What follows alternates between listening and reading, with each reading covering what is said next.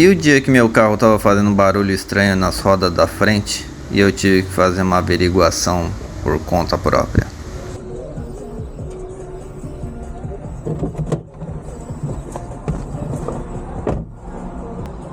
É nesse pneu mesmo.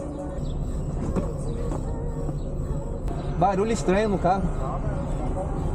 Tá.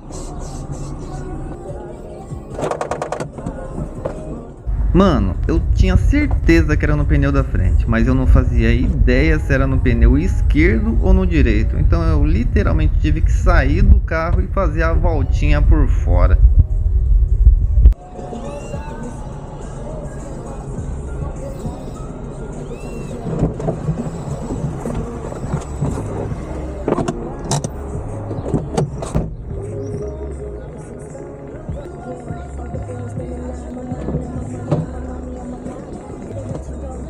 Ai, ai.